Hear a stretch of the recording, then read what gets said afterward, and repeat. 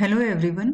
आज हम अपने इस टॉपिक में क्लास 12th का लेसन नंबर 10 फाइनेंशियल मार्केट में एक important topic that is the securities and exchange board of India, जिसको हम कॉमनली एज ए सेबी कह देते हैं।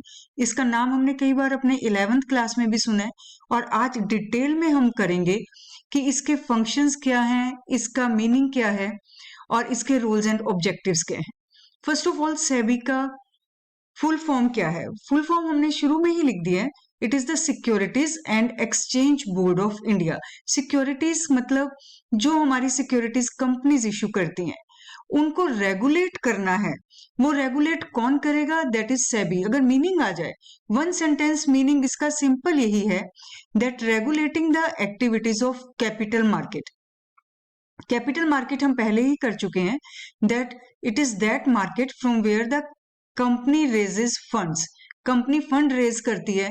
दो तरह की हमारी आगे जाके ये मार्केट डिवाइड हो जाती है। One is the primary market and next is the secondary market. ठीक है, तो इस जो सेबी है that is going to regulate this capital market. अब हम डिटेल में करेंगे इसको। That SEBI was established in 1988 and what was the main motive why it was established? It was established for a healthy stock market, कि जो हमारी stock market है जहां पे इन्वेस्टर्स पैसा इन्वेस्ट कर रहे हैं, जहां पे वो उन अपनी ट्रांजैक्शंस कर रहे हैं सिक्योरिटी से related, it should be very healthy market जहां पे एक फेथ बना रहे। But in 1988 it was working only as a observer, only as a watchdog. क्यों? क्योंकि ये बना तो गई थी, बना तो दी गई थी SEBI, but it was not having the powers to control them. ये एक वॉचडॉग की तरह काम कर रहा था। मतलब जो इरेगुलरिटीज हो रही थी, उन इरेगुलरिटीज को ये देख तो रहा था लेकिन कंट्रोल नहीं कर पा रहा था, because it was not given those powers. Powers नहीं थी कि वो उनको कंट्रोल कर सके उन इरेगुलरिटीज को। तो इत कमियों को देखते हुए इन 1992 SEBI was given a separate legal status. इसको एक रेगुलेटरी बॉडी बना दिया गया, एक कंट्रोलिंग बॉडी बना दिया गया, राइट, जिसने इसको कंट्रोल करना शुरू कर दिया। अब क्या क्या काम कर सकता था सेबी इन 1992? इसने ट्रांसपेरेंसी प्रोवाइड करी। If any transaction is going to take place, it should be transparent. अगर ट्रांसपेरेंसी है, definitely it is going to increase the faith of investors. तो जो हमारी मार्केट है, जो स्टॉक मार्केट है और जो जिसको एजेंट्स चला रहे हैं, it should B A competitive market, क्योंकि जहां जितना कंपटीशन होगा वहां उतनी ट्रांसपेरेंसी होगी, वहां पे उतनी ज्यादा रेगुलरिटीज होंगी। ठीक है, तो यहाँ पे कॉम्पिटेटिव मार्केट बनाने के लिए सेबी ने स्टेप्स उठाए और मेल प्रैक्टिसेस को हटाया गया। मेल प्रैक्टिसेस मींस मैन्युपुलेशंस नहीं होनी चाहिए, फ्रॉड्स नहीं होने चाहिए। ठीक है, अगर एक हमारी आजकल एक मूवी एक आई है, एक वेब सीरीज जिसे हम कहते हैं, इन 1992 अ स्कैम, जिसमें हर्षद मेहता का पूरा उन्होंने दिखाया है। इसको देखने के बाद आपको समझ आ जाएगा कि स्कैम कैसे किया उसने। विदाउट मनी, उसके पास पैसा नहीं था, लेकिन उसने इतना स्कैम किया, इतनी मैन्युपुलेशंस की कि एक जगह से पैसा लेके दूसरी जगह उसको यूज करता रहा और उसने स्टॉक मार्केट का बहुत फायदा उठाया। यहीं से सेबी को अपनी कमियां पता चलनी शुरू हो गई थी, that it was going to see the irregularities. उसे समझ आ रहा था कि कहां पे क्या इरेगुलरिटी हो रही है, लेकिन वो उसे कंट्रोल नहीं कर पा रहा था। So in 1992 it was given some powers, जिससे ये सब उसकी पावर्स हो गई और उसने इन्वेस्टर्स के फेथ को करने के लिए, बढ़ाने के लिए अपना काम आगे बढ़ाना शुरू किया।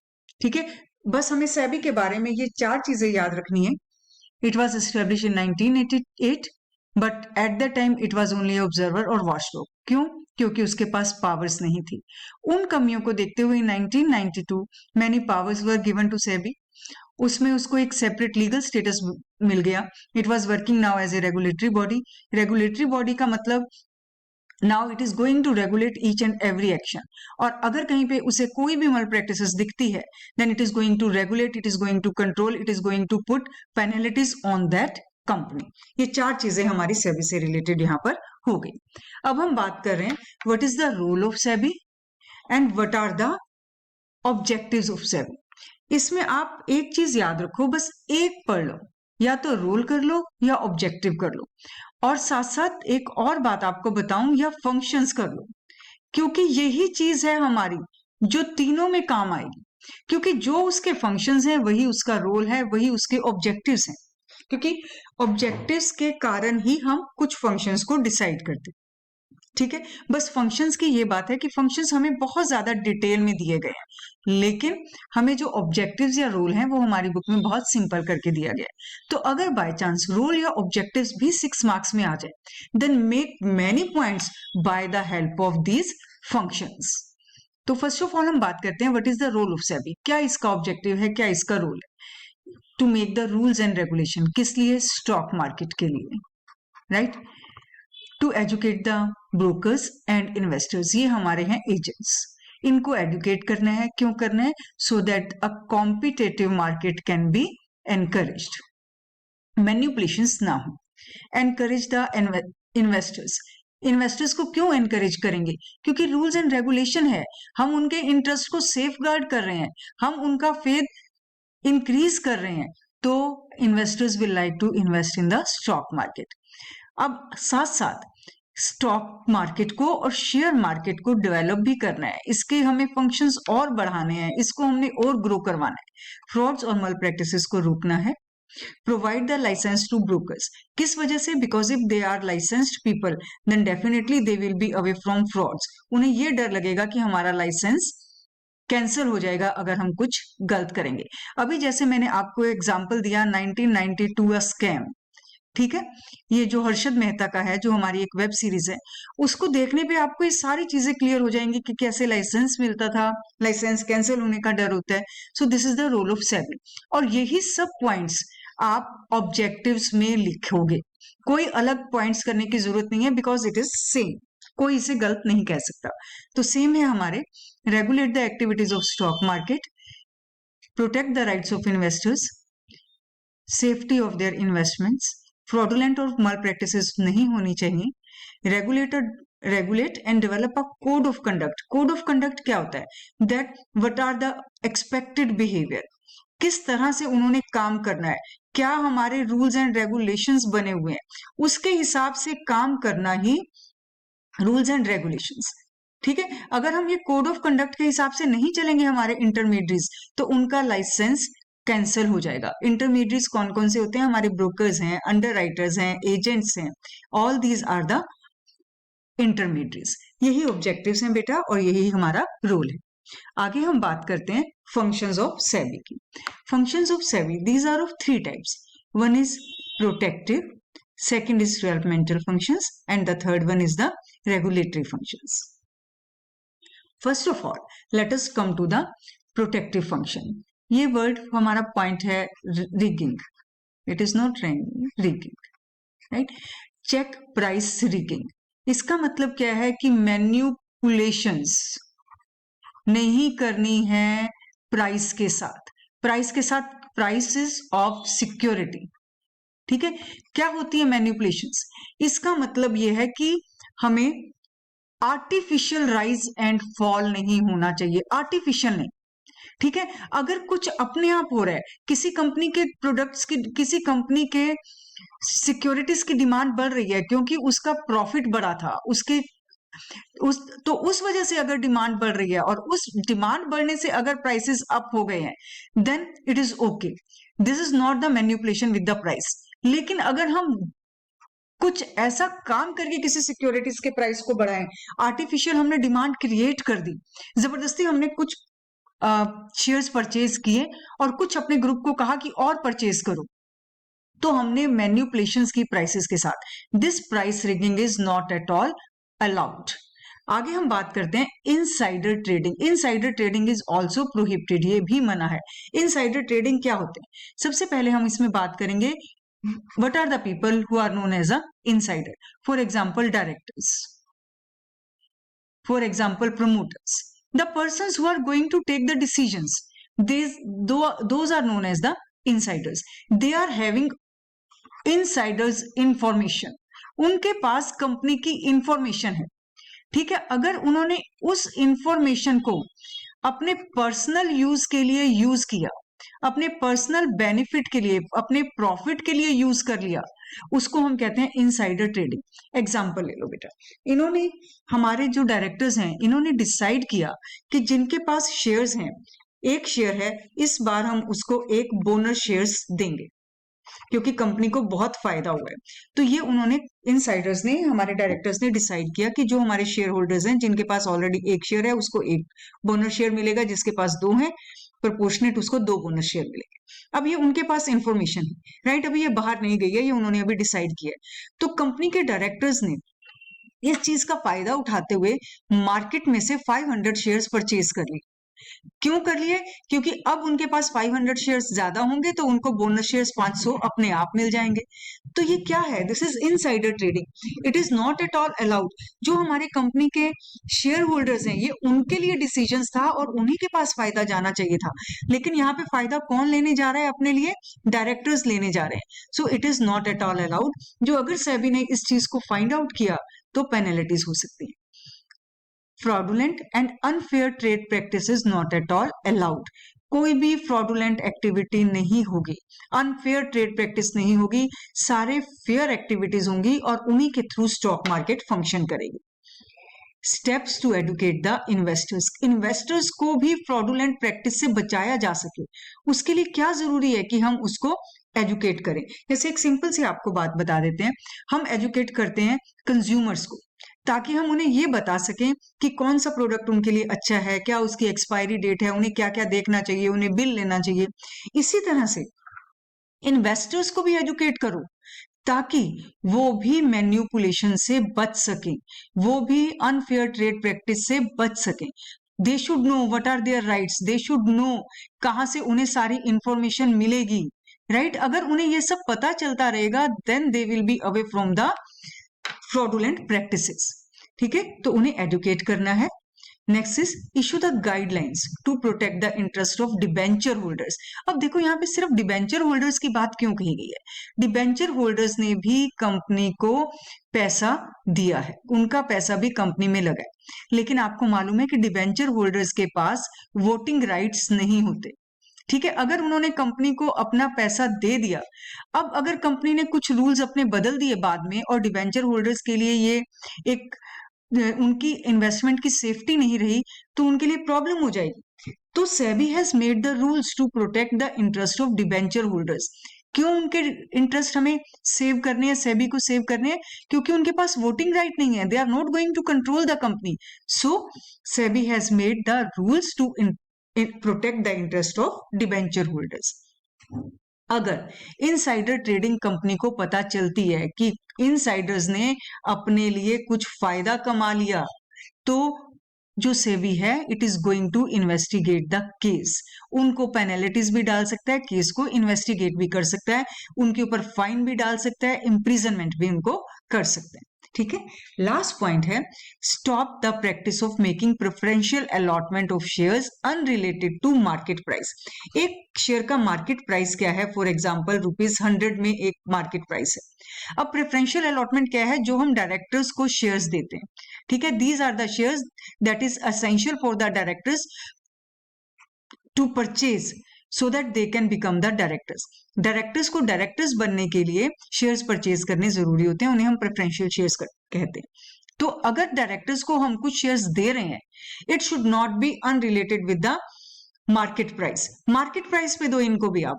अगर डायरेक्टर्स ने परचेज करने हैं तो उनको भी मार्केट प्राइस पे वो शेयर्स मिलने चाहिए, राइट। तो यहाँ पे क्योंकि हो सकता है वो कंपनी के ही डायरेक्टर्स हैं, मार्केट में 100 का मिल रहा है, उनको हमने 10 रुपीज का ही दे दिया और उन्होंने शेयर्स परचेज करके वो डायरेक्टर्स बन रहे हैं। It is not at all allowed. उनको हमेशा मार्केट प्राइस पर ही शेयर्स अलाउड किए जाएंगे। तो ये हो गए हमारे प्रोटेक्टिव फंक्शन। अब हम देखते हैं अपने नेक्स्ट टाइप्स ऑफ फंक्शन। हमारे नेक्स्ट फंक्शंस हैं developmental functions. As the name is telling कि हमने स्टॉक मार्केट की डेवलपमेंट के लिए, की ग्रोथ के लिए कौन कौन से फंक्शंस अडॉप्ट किए। First is the training of intermediates. जो भी हमारे इंटरमीडिएट्स हैं, जैसे हम पहले भी उनको पढ़ चुके हैं, अंडर राइटर्स हैं, राइट, एजेंट्स हैं, और ब्रोकर्स हैं, इनकी ट्रेनिंग करवानी है। ट्रेनिंग करवाने से क्या है, if they are trained definitely the whole market will be regulated properly, पूरी ट्रांसपेरेंसी होगी, फ्रॉड्स के कम चांसेस हैं बिकॉज दे आर ट्रेन्ड, और वो साथ साथ रजिस्टर्ड भी होंगे। एक जैसे ये फंक्शंस है दैट इंटरनेट जो हमारी ट्रेडिंग है वो सारी अब किसके थ्रू होगी, रजिस्टर्ड स्टॉक ब्रोकर्स के थ्रू। और अगर वो रजिस्टर्ड होते हैं तो वो कभी भी फ्रॉड करने के हक में नहीं रहते, उन्हें मालूम है कि हमारा रजिस्ट्रेशन कैंसिल हो जाएगा। उनको ट्रेन करना है, प्रॉपर रूल्स एंड रेगुलेशन उन्हें मालूम होंगे, उनको पूरी वर्किंग पता होगी, और साथ साथ जो इंटरनेट हमारी ट्रेडिंग है सिक्योरिटीज की, that will be bye the help of the registered stock brokers. और नेक्स्ट पॉइंट है हमारा जो अंडर राइटिंग है, इट इज ऑप्शनल नाउ। यहाँ पे अभी मैंने आपको बताया कि 3 तरह के हमारे इंटरमीडिएट्स हैं जनरली, अंडर राइटर्स, एजेंट्स और ब्रोकर्स। इनमें सबसे ज्यादा कमीशन होता है अंडर राइटर्स का। अंडर राइटर्स का कमीशन क्यों सबसे ज्यादा होता है, बिकॉज ये एक गारंटी ले रहे हैं कि हमने अगर 100 शेयर्स इन्होंने सेल करने हैं, अगर इन्होंने कंपनी से 100 शेयर्स लिए और किसको सेल करने हैं, पब्लिक को अगर ये 50 शेयर्स ही सेल कर पाए तो 50 will be purchase by the underwriters themselves. क्यों, तो इस गारंटी की वजह से इनका जो हमारा कमीशन होता है अंडर राइटर्स का, ये थोड़ा ज्यादा होता है। यहाँ पर एक रूल बना दिया गया है कि अब अंडर राइटिंग ऑप्शनल है। ऑप्शनल होने से क्या फायदा हो जाएगा कि जो कॉस्ट ऑफ इशू है, मतलब जो हम इनको बीच में ब्रोकरेज दे रहे थे, जो हम इनको कमीशन दे रहे थे, वो ज्यादा हो जाती है अंडर राइटर्स की, तो जो कॉस्ट ऑफ इशू है वो बढ़ जाती है। इसको कम करने के लिए अब अंडर राइटिंग ऑप्शनल है, जरूरी नहीं है कि हर कंपनी अपनी सिक्योरिटीज को इशू करने के लिए अंडर राइटर्स की हेल्प ले। नेक्स्ट पॉइंट है जो इनिशियल पब्लिक ऑफर है, कंपनी अगर नई सिक्योरिटीज इशू करने जा रही है, इट इज अलाउड कि वो नई सिक्योरिटीज भी स्टॉक एक्सचेंज के थ्रू इशू कर सकती है। इससे पहले आप पढ़ चुके हो कि स्टॉक एक्सचेंज हमारी सेकेंडरी मार्केट में ओल्ड सिक्योरिटीज में हेल्प करता है कि सेलिंग में और परचेज में, ठीक है। लेकिन यहाँ पे हम बात कर रहे हैं कि अब ये अलाउड है कि जो हमारा आईपीओ है, कंपनी की जो नई सिक्योरिटीज भी अगर इशू होने जा रही है, that can also be sold by the help of the stock exchange. तो हमने डेवलपमेंटल फंक्शंस में 3 चीजें मेन कर ली। एक तो हमने ये किया कि उनकी ट्रेनिंग करनी है और उनकी रजिस्ट्रेशन होगी, ठीक। उसके बाद हमने कहा कि अंडर राइटिंग ऑप्शनल है। अंडर राइटर से रिलेटेड 2 चीजें होगी इंटरमीडिएट से रिलेटेड, एक तो उनकी ट्रेनिंग और उनकी रजिस्ट्रेशन, और दूसरा पॉइंट हम कह रहे हैं कि अंडर राइटिंग ऑप्शनल है, और तीसरा पॉइंट हम जो मेन कह रहे हैं वो ये कह रहे हैं कि new securities can also be issued by the help of the stock exchange. अब बात करते हैं हम अपने रेगुलेटरी फंक्शंस की। रेगुलेटरी फंक्शंस क्या हैं हमारे, first is regulate the business in stock exchange. जो हमारा स्टॉक एक्सचेंज है उसके सारे ट्रांजैक्शंस रेगुलेटेड होने चाहिए, प्रॉपर होने चाहिए, मैनिपुलेशंस नहीं होने चाहिए, और उन रूल्स एंड रेगुलेशंस के अंडर ही एक कोड ऑफ कंडक्ट बनाया गया है ताकि जितने भी हमारे इंटरमीडिएट्स हैं वो उसी रेगुलेशन में और कोड ऑफ कंडक्ट के हिसाब से काम करें, ठीक है। और यही सेम पॉइंट है, intermediates have been brought under the regulatory purview, ठीक है। उसी रेगुलेटरी परव्यू के अंदर, उन रेगुलेशंस के अंदर, उस कोड ऑफ कंडक्ट के अंदर सब इंटरमीडिएट्स को लाया गया। हर इंटरमीडिएट, हर एजेंट, हर ब्रोकर, हर अंडरराइटर उसी रेगुलेटरी रूल्स एंड रेगुलेशन के हिसाब से काम करेगा। Private placement has been made more restrictive. Private placement क्या थी, कंपनी ने अपने शेयर्स किसी ब्रोकर को दिए, ब्रोकर ने ये शेयर्स किसी प्राइवेट प्लेसमेंट, मतलब फॉर एग्जांपल एलआईसी को इशू किए, जीआईसी को इशू किए, ठीक है, म्यूचुअल फंड्स वाली जो कंपनीज होती हैं उनको इशू किए, तो इसको हम कहते हैं प्राइवेट प्लेसमेंट। कि यहाँ पे हमने पब्लिक को नहीं किया, हमने नहीं, जो ब्रोकर्स हैं, ब्रोकर्स ने पब्लिक को नहीं किए वो शेयर्स इशू, किसको किए, किसी इंस्टीट्यूशन को सेल किए, ठीक है, उसको हम कहते हैं प्राइवेट प्लेसमेंट। ये प्राइवेट प्लेसमेंट अब मोर रिस्ट्रिक्टिव है, आप कुछ ही केस में सिर्फ ये कर सकते हो। अब उसके बाद है जितने भी हमारे स्टॉक ब्रोकर्स हैं या सब ब्रोकर्स हैं, शेयर ट्रांसफर एजेंट्स हैं, ट्रस्टीज हैं, मर्चेंट बैंकर्स हैं, यहाँ पे हम इंटरमीडिएट की नहीं, कुछ एक्स्ट्रा पार्टीज की बात कर रहे हैं। और कौन कौन से लोग होते हैं जो इसमें इन्वॉल्व होते हैं, उन सबको भी हमने रजिस्टर करना है और रेगुलेट करना है। जैसे हमने इंटरमीडिएट्स को रजिस्टर और रेगुलेट किया था, इसी तरह से हमने अपनी जो और पार्टीज हैं जो इसमें काम करती हैं, स्टॉक ब्रोकर्स, सब brokers, transfer agents, trustees, merchant bankers, इनको भी रजिस्टर करेंगे और रेगुलेट करेंगे। इसी तरह से जो म्यूचुअल फंड्स हैं, ये भी एक तरह के जहां पे पैसा इन्वेस्ट करते हैं इन्वेस्टर्स, वो हैं। उन म्यूचुअल फंड्स को भी हमने रजिस्टर करना है और रेगुलेट करना है। ठीक है, इसका मतलब जितने भी ट्रांजैक्शंस हैं कंपनी, जितने भी ट्रांजैक्शंस हो रहे हैं हमारे स्टॉक मार्केट में, या जितने भी हमारे ग्रुप्स हैं जो स्टॉक मार्केट में इन्वॉल्व हैं, उन सबको रेगुलेट करना है और उन सबको रजिस्टर करना है। ठीक है, जैसे हमारे ट्रांजैक्शंस कौन कौन से हो रहे हैं, ट्रांजैक्शन से हमारे म्यूचुअल फंड्स के थे, सिक्योरिटीज के थे, वो सब भी हमने रेगुलेट किए। और जो हमारे ग्रुप्स कौन कौन से थे, एक तो ये वाले हो गए सब ब्रोकर्स वगैरह के, और दूसरे हो गए इंटरमीडिएट्स के, उनको भी हमने रजिस्टर किया और रेगुलेट किया। अब हम बात करेंगे नेक्स्ट पॉइंट की। अगर एक कंपनी दूसरी कंपनी को टेक ओवर करती है, मतलब उसको परचेज कर लेती है, अब बड़ी कंपनी का नाम रहेगा जिसने उसको परचेज कर लिया है, उसको भी रेगुलेट करना है कि उसका क्या प्रोसीजर है, उसमें कोई मैन्युपुलेशंस नहीं होनी चाहिए। ऐसा ना हो कि फंड्स की एक्सेस की वजह से एक बड़ी कंपनी ने दूसरी कंपनी को मैन्युपुलेट कर लिया। ठीक है, तो वो नहीं होगा। ये जो प्रोसीजर है वो रेगुलेटेड होना चाहिए, ताकि जो मार्केट है उस पर किसी की एक कंपनी का कब्जा ना हो जाए। Conduct the inquiries and audit of the stock exchange, stock exchange की भी इंक्वायरी होगी कि कहीं वो भी तो कहीं पे इन्वॉल्व नहीं है। It is the right of SEBI now. ठीक है, क्योंकि उसने स्टॉक एक्सचेंज को भी रेगुलेट करना है, उसकी भी इंक्वायरी हो सकती है और उसके भी पूरे अकाउंट्स का ऑडिट हो सकता है। तो ये सारे फंक्शंस हमने 3 तरह के हम अपने कर चुके हैं। इस वीडियो में हमने क्या क्या मेन किया, हमने किया कि सेबी का मीनिंग किया है। सेबी का मीनिंग हमने ये कहा था that it is going to control और रेगुलेट द कैपिटल मार्केट और it is going to control the stock exchange. ठीक है, और यही हमारा रोल है, यही हमारा पर्पस है, यही हमारा ऑब्जेक्टिव है, जो मेन हमने यहाँ पे 3 उसमें लिख दिया है।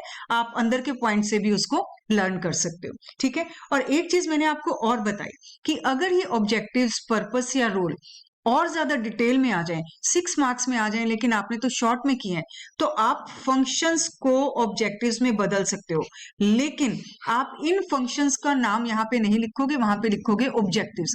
जैसे for example protective objectives, for example developmental objectives, और उसका नाम वो देकर आप उसको डिटेल में लिख दोगे। और इस तरह से इसके बाद हमने इसके फंक्शंस किए कि सेबी के कौन कौन से फंक्शंस हैं।